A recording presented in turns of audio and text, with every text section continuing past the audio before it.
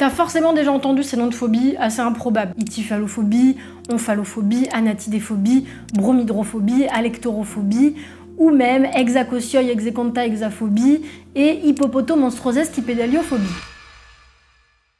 Est-ce que je vibe parce que je viens de réussir à les prononcer du premier coup? Totalement. J'en décrypte quelques-unes aujourd'hui avec une approche étymologique, bien évidemment. Oui, c'est toujours très savant et très sérieux sur cette chaîne. Ici, tu vas savoir comment on appelle la peur des pénis en érection, mais tu vas surtout apprendre plein de mots en grec ancien. Et on sait que c'est pour ça que tu es là, bien évidemment. Le grec ancien avant tout. Alors je commence avec la nomophobie. Je suis nomophobe. Ça veut dire que je suis anxieuse quand je n'ai pas mon téléphone sur moi. Ça vient de no mobile, donc nomo, et de phobia. Donc la peur d'être sans son tel, juge-moi si tu veux.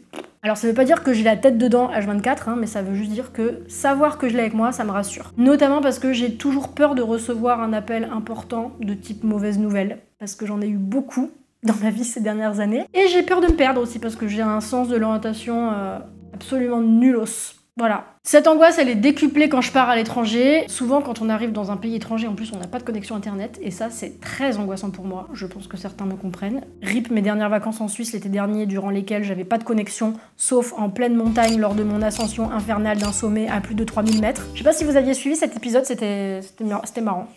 Pas trop. Dans la montagne, je captais, mais sinon, c'était galère. Et si je vais à l'étranger cette année, je ferai cette fois appel à Seili, qui est un service de NordVPN qui propose des eSIM pour plus de 150 pays.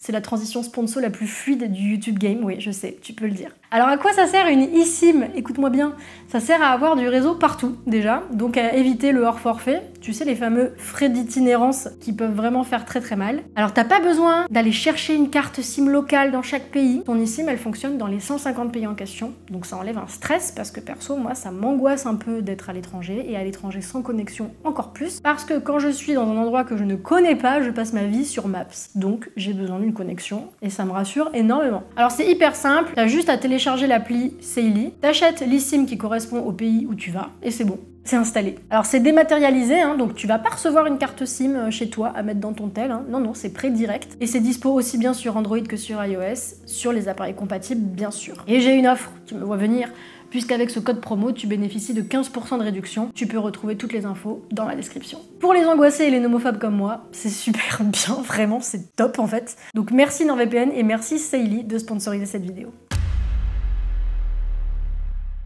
Je reprends avec l'ityphalophobie. Alors si tu regardes bien ce mot, tu peux reconnaître phallo, donc phallus quoi, et ithi qui vient de itus, qui signifie droit en grec ancien. Raide quoi. Donc la peur des pénis en érection. Alors ce mot, il a aussi une origine culturelle, il n'a pas été forgé récemment, à partir d'étymons grecs qu'on aurait associés comme ça, puisqu'en fait le mot ityphal existait déjà et désigne cet objet qui représentait un phallus en érection et qu'on portait en procession lors des fêtes de Bacchus. Dire qu'on a raté ça. Le mot ityphalique, il s'est également fait connaître grâce à Rimbaud, qui l'utilise dans son poème qui s'appelle Le cœur supplicié dans le fameux vers ityphalique et pioupiesque. Alors vers et poème même assez obscur, assez hermétique, il y a beaucoup d'hypothèses d'interprétation. L'une d'entre elles suppose que Rimbaud ferait ici référence à un potentiel VIOL qu'il aurait subi par des communards, par des soldats, puisque piou-piou en argot désigne le soldat. N'hésitez pas à aller voir ce poème si ça vous intéresse. La peur des nombrils, ça vous parle? Moi un peu. Enfin, je capte le truc, on va dire. Je suis pas concernée par cette phobie, mais je peux comprendre qu'on soit mal à l'aise en présence d'un nombril. Et ben c'est l'omphalophobie, qui vient de omphalos en grec, qui signifie nombril, donc là c'est assez immédiat. Tout comme la pédiophobie qui vient de paidion, petit enfant en grec ancien, c'est donc la peur des poupées. Cette peur rejoint la coulrophobie, peur des clowns, dans le sens où l'une comme l'autre en fait sont énormément attisées par la culture populaire, notamment les films et les séries d'horreur autour de la figure du clown ou de la poupée maléfique. Dans un cas comme dans l'autre, c'est l'idée d'un personnage artificiel qui se veut amusant ou enfantin, et qui a donc un potentiel flippant multiplié par 10, c'est le sourire de la poupée et du clown, qui peut notamment accentuer ce côté maléfique, parce que justement, supposément gentil, donc duplice en fait, tout simplement. Autre mot assez immédiat, la laxophobie, autrement dit, la peur d'avoir la diarrhée. Ça faisait longtemps qu'on n'avait pas parlé de caca sur cette chaîne, l'occasion s'est présentée, j'ai pas hésité une seule seconde. Ça vient de laxo en latin, qui signifie relâcher, ramollir, les latinistes servez-vous, c'est pour ça qu'on parle de laxatif. C'est une peur qu'on peut relier à l'hémétophobie, autrement dit la peur de vomir ou d'être nauséeux, la peur d'une certaine perte de contrôle de son propre corps et de se vider en fait. Bon, je suis pas psy, donc j'ai pas d'analyse à faire là-dessus, mais ce sont de vraies phobies qui rendent souvent le quotidien des personnes concernées assez difficile. Si l'approche psychologique vous intéresse, n'hésitez pas à faire des recherches. Moi, je reste dans mon domaine d'expertise. Dans le même genre, mais beaucoup plus difficile à trouver, on va voir si vous y arrivez, l'apopathodiaphulatophobie. Alors celle-ci est pas très claire, je vais décomposer le mot et vous allez essayer de trouver. Ça vient du grec ancien apo, qui signifie le rejet. Pathos, la souffrance. Dia, à travers, et phulasso, garder. Certaines sources indiquaient qu'il s'agissait de la peur de souffrir en rejetant ce qui est gardé au travers. Alors je suis désolée mon cousin, mais ça n'a pas de sens ce que tu viens d'écrire. J'ai donc contacté un ami qui est agrégé de lettres classiques. Ouais, j'ai ce genre d'ami, je flex un peu, on va pas se mytho. Il m'a expliqué que dans ce cas-là, dia, qui signifie à travers, ne devait pas être traduit comme à travers, mais il doit s'envisager vraiment lié avec phulasso, dia phulasso, qui signifie en fait garder en soi. Donc on a le rejet, la souffrance et garder en soi. Qu'est-ce que ça peut être d'après vous ? Ouais, je vous laisse réfléchir. Eh bien, c'est la peur d'être constipé.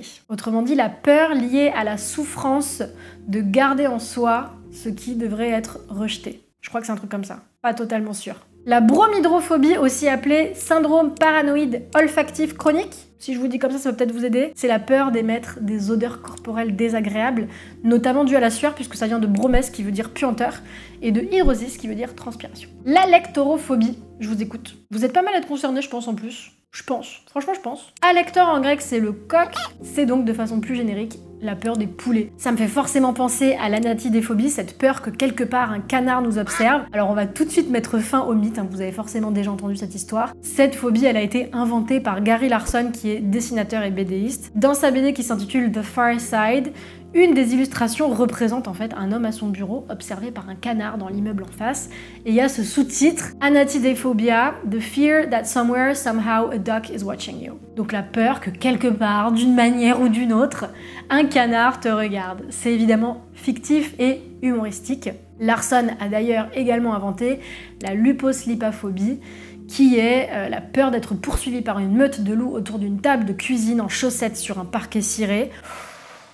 Bon, je pense que je vous ai convaincu, vous avez compris que Gary Larson n'est pas trop du côté du sérieux. C'est justement ce qui est chouette avec l'étymologie, c'est qu'on peut s'amuser avec, et justement les noms de phobies scientifiques, réelles, médicalement attestés, sont souvent complexes, donc c'est assez rigolo de s'amuser à en créer de fausses pour parodier en quelque sorte ces mots un peu barbares. C'est le cas notamment de leibophobie, peur des palindromes. Alors un palindrome, c'est quoi? C'est un mot qui se lit dans les deux sens, comme kayak par exemple. Aucune raison d'avoir peur d'un palindrome a priori. Bon après, toutes les phobies sont irrationnelles par définition, mais là pour le coup c'est vraiment juste une blague, parce que le mot eibophobie, si vous regardez bien, c'est un palindrome. Voilà, vous pouvez le lire dans les deux sens. De la même façon, on a l'hippopotomonstrosesquipédaliophobie, peur des mots à rallonge, mot qu'on a pu entendre d'ailleurs pour la première fois dans une émission de vulgarisation scientifique britannique qui s'appelle Brainiac Science Abuse. Ce mot, il a été forgé à partir de sesquipedalis, mot latin qui signifie long d'un pied et demi, de monstrum, le monstre, et de hippopotamus, hippopotame. Donc on voit qu'en fait tout ça, c'est une façon de grossir le trait de façon grotesque justement, le monstre, l'hippopotame, voilà, c'est une façon humoristique d'exagérer et d'en profiter pour forger un mot hyper long. Au passage, voilà, sinon c'est pas drôle. Toujours est-il que les phobies dont j'ai parlé avant l'anatidéphobie sont bien réelles, elles doivent être prises au sérieux et elles peuvent mener à une prise en charge psychologique d'ailleurs, donc si vous êtes concerné, n'hésitez pas à consulter un ou une spécialiste. Merci beaucoup d'avoir regardé cette vidéo jusqu'au bout, n'hésite pas à mettre un petit commentaire et à liker la vidéo, ça c'est important pour soutenir mon travail. Je vous dis à très vite, bisous.